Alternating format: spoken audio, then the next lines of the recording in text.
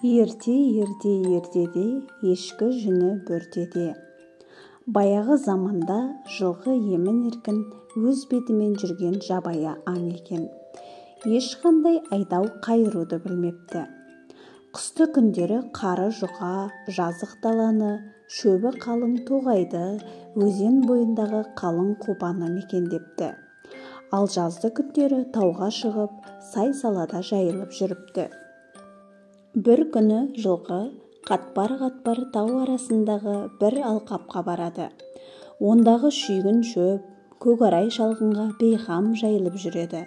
Өрісі кең, жайылымы жалпақ, көңілі жай екен. Сөйтіп жүргенде осы араға бұғы ауып келеді. Шырайлы алқаптың шөбі мол болған соң жылқы қызғаныш білдірмейді. Екеуі қатар жайыла береді. Келе-келе бұғы осы бір шырайлы алқапты тек жалғыз өзі ғана мекендеуді мақсат етеді.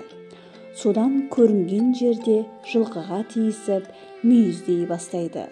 Тыныштығы бұзылып, келімсек бұғадан жәбір көрген жылқы арыз айтып адамға барыпты.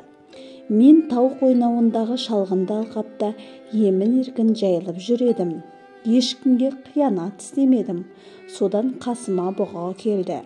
Шөпте, жайылымда жететін болған соң, оны еркіне жібердім. Үндеген жоқпын.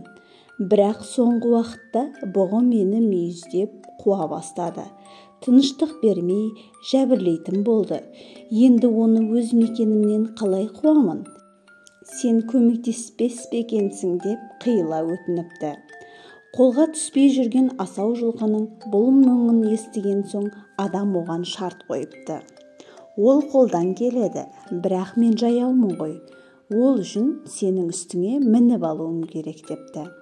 Бұғыдан көрген жәбірі үшін жылқы амалсыздан адамның айтқанына көнеді. Сол жерде адам жылқыны жүгендейді де мініп алады. Бұғы жүрген алқапқа келеді. Қолына ұзын сойыл ұстаған адамның қарасын көрген заматта бұғы тау-тастан асып, қалың орманның ішіне сіңіп кетеді. Рахмет саған адам, сен менің нағыз досым екенсің дейді разы болған жылқы. Енді мен саған қандай қызмет етсем екен? Сонда адам ойланып тұрып, сен осы шалғында жайылып жүре бер депті, алдағы ісін түсіндіріп. Бұдан былай менен қашушы болма, саған қиянат жасамайтыныма көзің жетті ғой.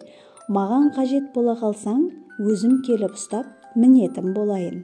Жылқы адамның айтқанына көнеді. Содан бері ол адамға қызмет етеді.